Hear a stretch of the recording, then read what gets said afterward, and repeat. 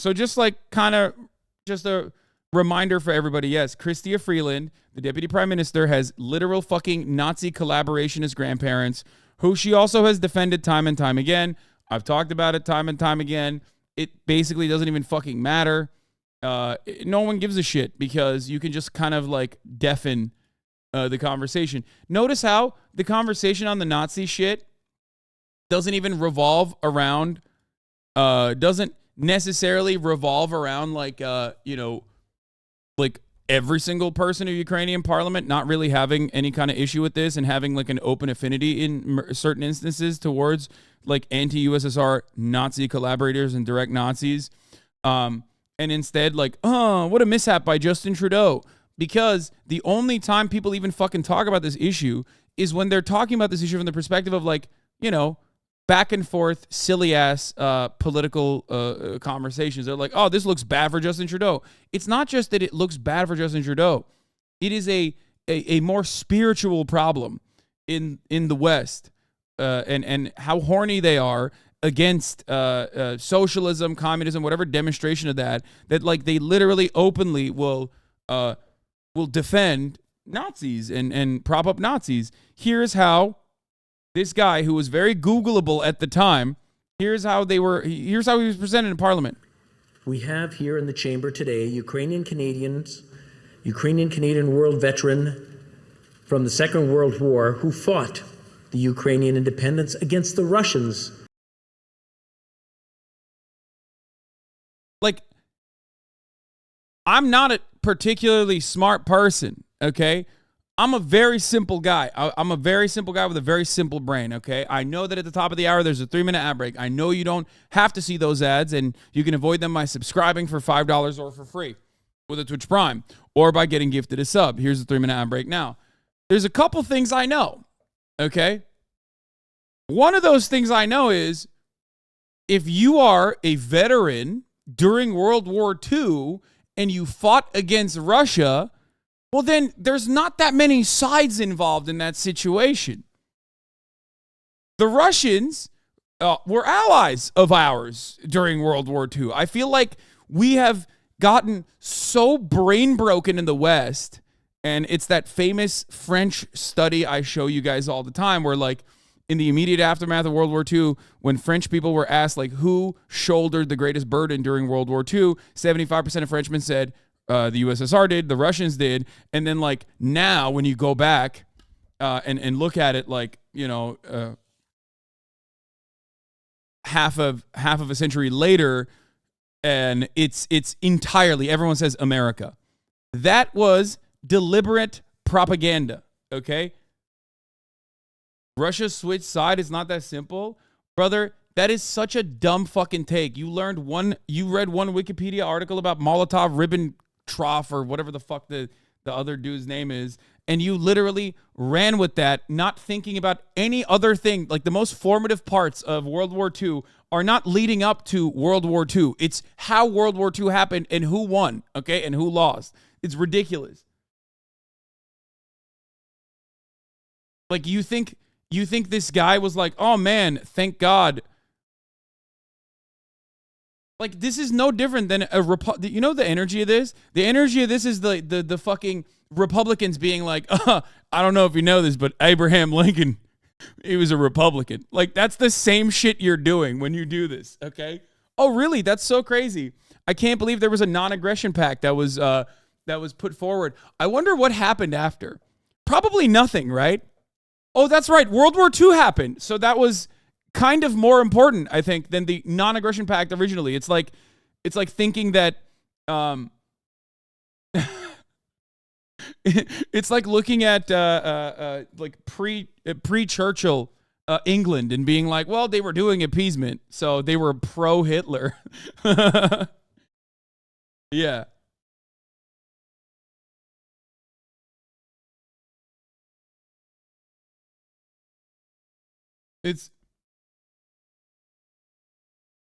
We'll prop up not just Nazis, but fascists in general to stop leftist economic governments. Just look at what we do in Latin America. I mean, sure.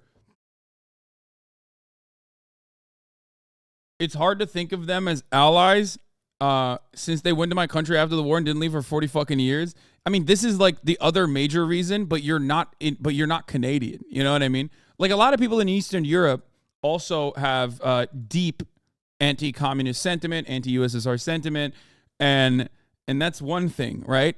But like if you're in fucking Canada, it's the same energy as like a dude in Ohio rocking the Confederate flag. At that point, you have no historical reference point. You got no skin in the game. You have no historical reference point. You're just riding for it for the fuck of it. Okay? Like, that's what I'm saying. Like, you have no direct involvement. You just literally are just saying, nah, man, you don't understand. Them Nazis, those were our boys, brother. It's just so stupid. Oh, it's so funny to be like, yeah, you know, I love their heritage, not hate, brother. It's heritage, not hate, but their heritage is what I love. It's like, well, except Ohio was like one of the most notable Underground Railroad states. No, that's exactly the reason why I used Ohio as an example. When you see Confederate flags in Ohio, it's like, what are you doing? Like, you were on the other side of this. You were the most anti-Confederate. Why the fuck are you culturally appropriating racism like that, you fucking idiot? Okay? That's the reason why I used Ohio as an example. Or, I mean, sure, fuck it. Let's use Canada as an example. Like, you have no dog in the fight on either direction, and you still have a Confederate flag. Like, what's happening there? You know what I mean? Like, how delusional do you get?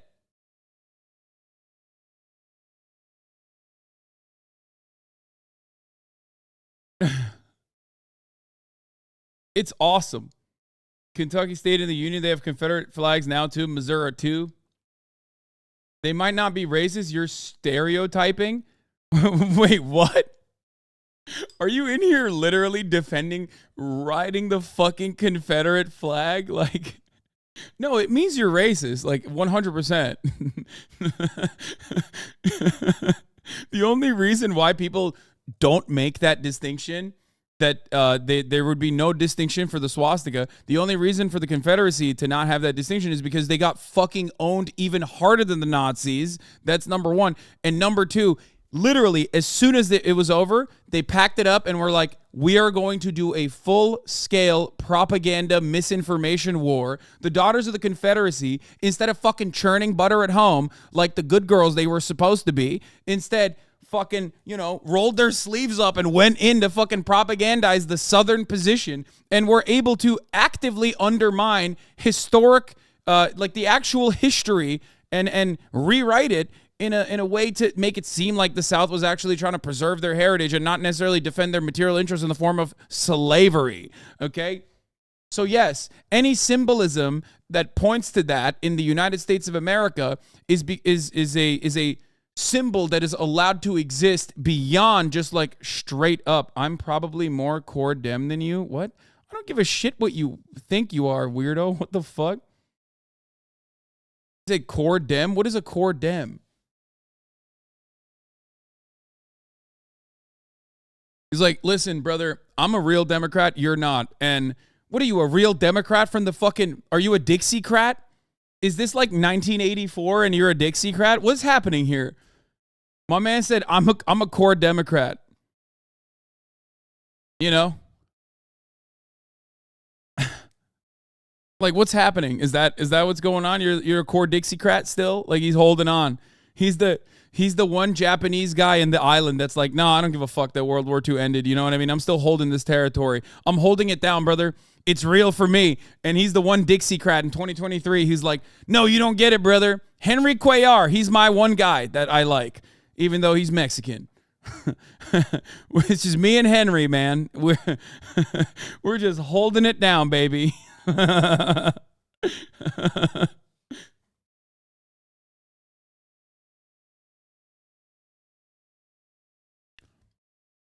Oh, just so good.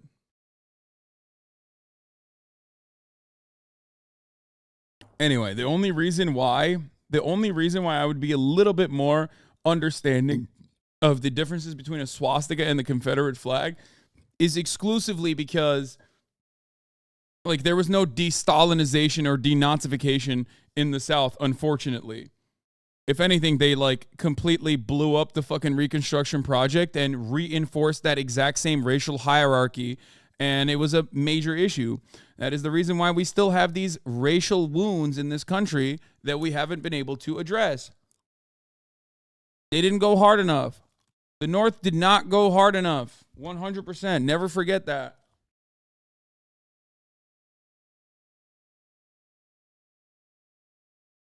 Anyway, let's continue. And continues to support the troops today, even at his age of 98.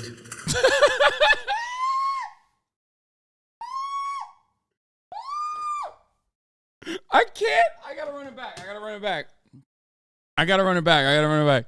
It's just funny because like we shit on like kick streamers or whatever for like doing Nazi celebrations and whatnot. Meanwhile, you got like lib-ass Canadians in fucking parliament that woke up that morning and put on their frock and their high collar, signifying status, and this like stupid-ass fucking bow tie or whatever. It kind of goes hard, I'm not gonna lie, actually. And dressed up to be like, all right, today we are going to do Nazi apologia, don't you know? Yeah, that's right.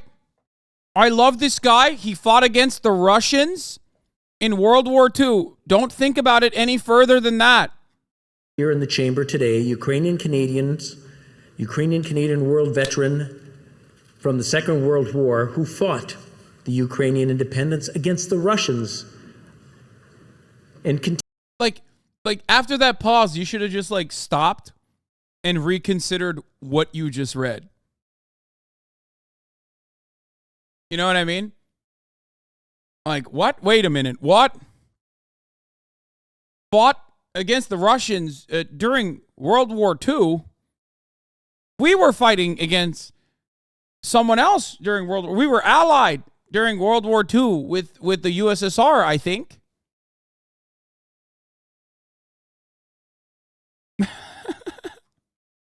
Continues to support the troops today, even at his age of 98.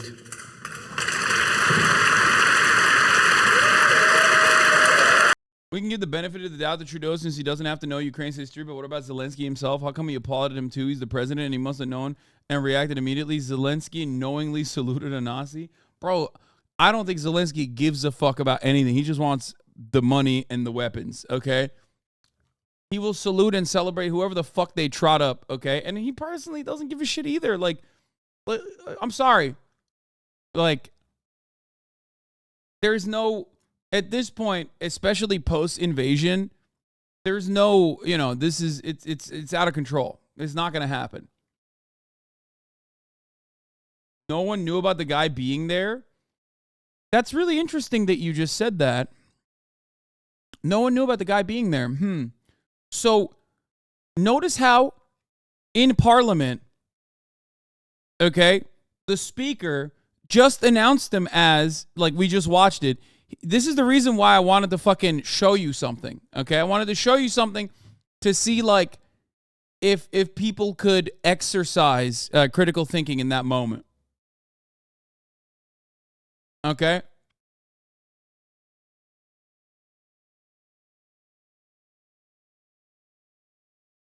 No one except the speaker. Brother, do you not hear the words that are coming out of his mouth?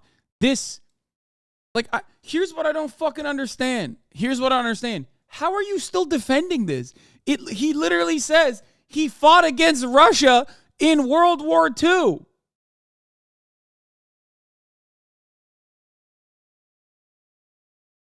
Like, I know this is his own district, right? Like the veteran lives in his, the fucking Nazi lives in his district and he like doesn't give a shit. And he loves it, whatever. Okay. That part, like, I understand him bringing the fucking Nazi. I'm trying to explain to you why Canadians don't give a fuck about that kind of thing anyway. It's an ongoing issue. Make no mistake.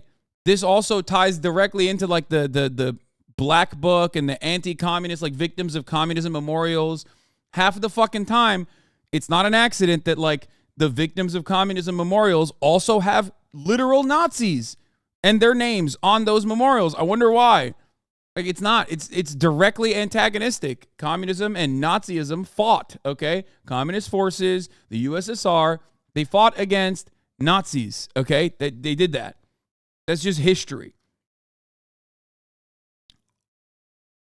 Anyway, so my point is this. This guy doesn't have a district. He isn't elected. You said it's in his writing or whatever the fuck. Like, listen.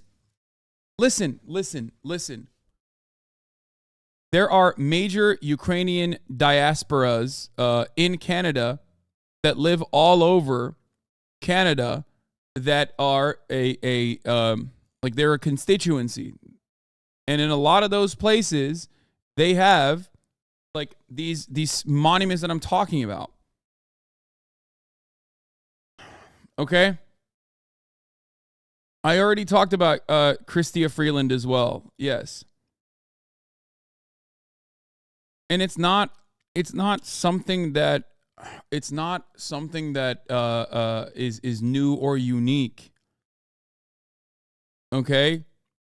It's not new, it's not unique.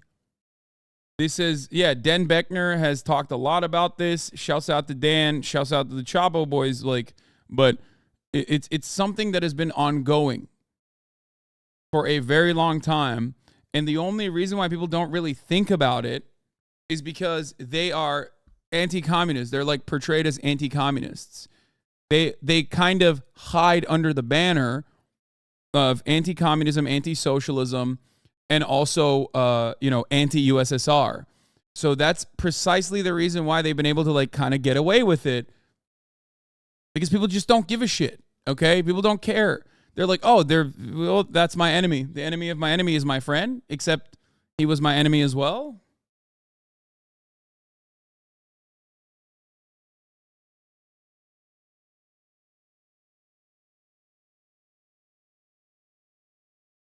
Now, I don't know why people don't understand what I am mentioning here is like ridiculous. I don't know. I guess you're like deliberately obtuse or something if you're trying to defend this, because as soon as he introduces the person, okay, as soon as he introduces this person as a veteran from World War II that fought against Russia, everyone should go, what the fuck?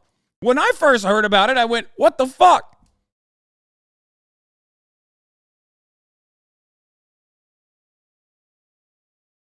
And this is very scary, okay? This is how you get to this shit. Like, this kind of attitude is not designed in a vacuum. No, the communists were worse, and that's a hard contest to win. Like, the idea that, like, communism is worse than Nazis should be considered, like, the most insane thing to say, okay? This should be the most insane thing. Like, people should be ashamed to have this kind of take. Okay? At that point, you are not a centrist. You're just a Nazi.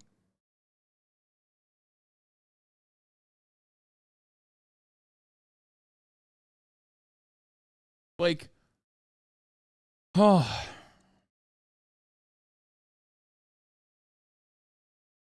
Ukrainian Canadians used to be super left-wing in Canada, so it became Canadian policy to import Ukrainian anti-communists, i.e. Nazis, to suppress the left. Many were brought to Canada with the specific hope of smashing union organizing in Canada. That's why the leadership of the Ukrainian diaspora went from being very left-wing in the early days to fascist apologists today.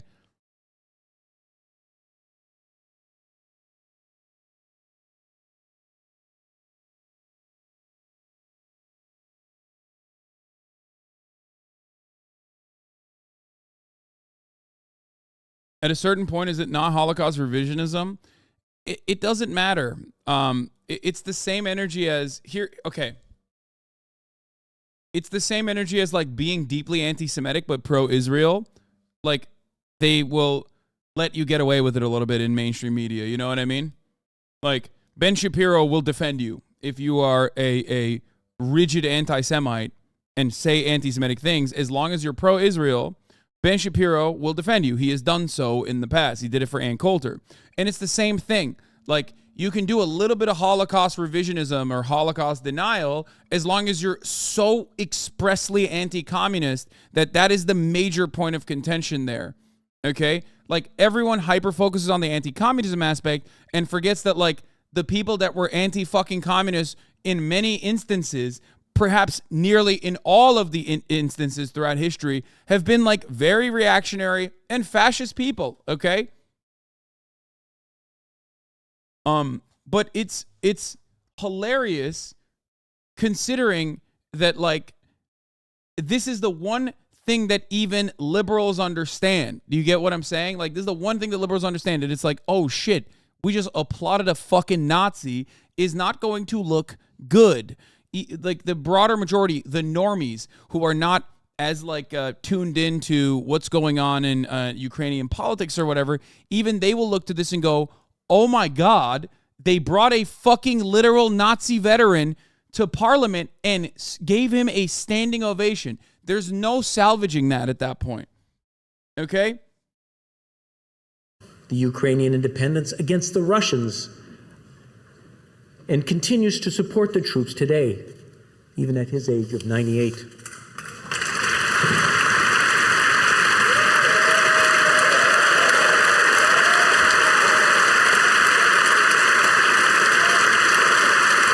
Yeah. Look at that. Every single member of parliament, dude, every single one got up and celebrated a fucking literal Nazi. That's awesome.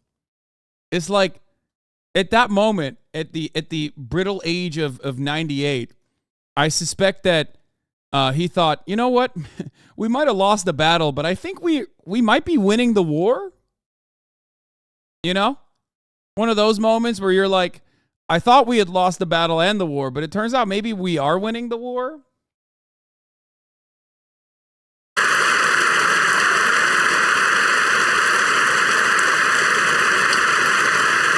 He's 98. He ain't going to do shit now. Lol. Canada is so dumb. I mean, it doesn't matter. It's the fucking aesthetic. It's the principle behind it, too.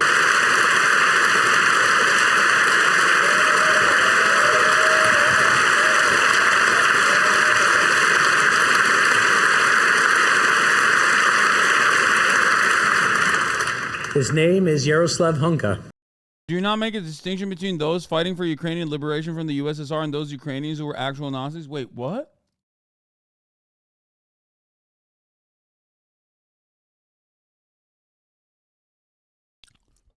Bro, there is no fucking way to defend this. I hope you're not trying to, right? I mean, the man that they're talking about is quite literally a volunteer Nazi. That's the lib take on Twitter. There's no, like, Wehrmacht defense here, okay?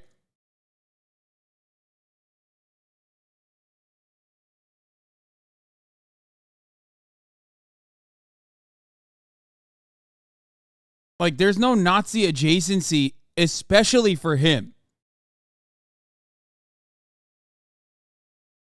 Yeah, this is the fun, especially when you consider that significantly more Ukrainians fought for the Soviet Union against the Nazis. Like, so many of them fucking died.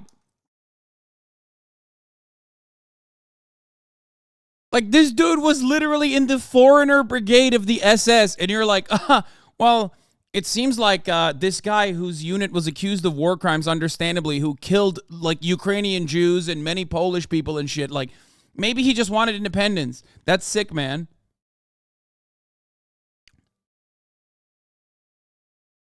That's nice.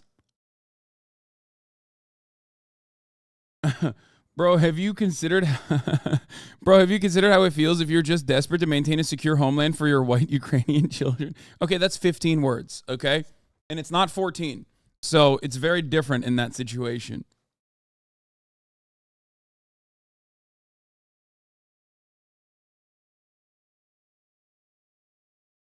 Insane take defending this. He was literally fighting against his own country. How can he be patriotic? I would like to point out, however, that being a Ukrainian member of the SS was not the same thing as being a German member of the SS. Germans put the people of Eastern Europe into often impossible situations. Collaboration could be a survival strategy. It's important.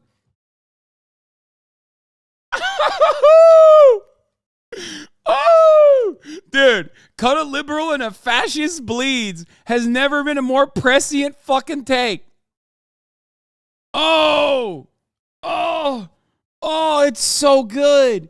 These are the people who, like, the hilarious part about this is that these are like the very same types of people, like the very same types of people who are like, oh, did you go on the Joe Rogan Experience? That must mean you're a fascist. Okay.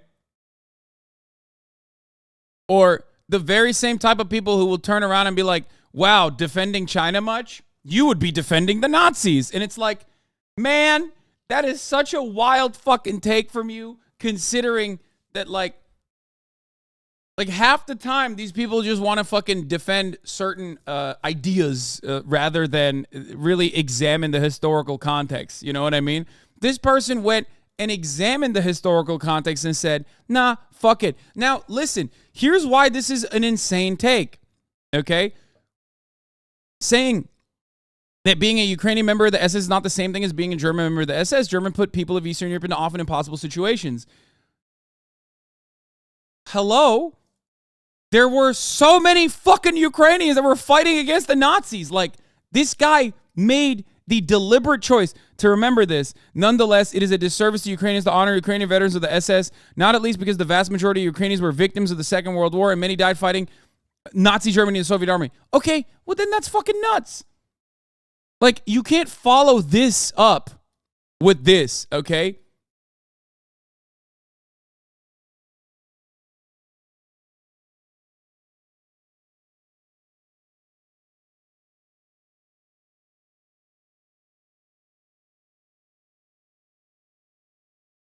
Like, even if you're fucking, one of those guys who's like super invested in the NATO stuff, even if you're super invested in the NATO stuff, right? Like, this gives a major fucking propaganda talking point to Vladimir Putin that, like, the Russian media will just, ass fuck into oblivion, okay? Like, I make no mistake, I have never for a single fucking moment believed that, like, Russians are denazifying Ukraine. Like, I've said that that's bullshit from the jump, okay? If anything, they are literally Nazifying Ukraine instead of denazifying it, because people, when their fucking houses are on fire and their roads are being bombed with artillery shells, end up having very reactionary perspectives and will maybe find themselves in a much more nationalistic position, much more reactionary position, something that I've said since day one. Okay? So there is no denazification of Ukraine happening, and it's never happened. I've said it many, many times over. Also, the people that are supposedly denazifying Ukraine, some of those forces are also Nazis themselves. There's Nazis on fucking both sides. Wonderful stuff happening in Eastern Europe. But having said that, when you do stuff like this, you do end up allowing Vladimir Putin to cut these fucking idiotic, silly propaganda talking points. That's it.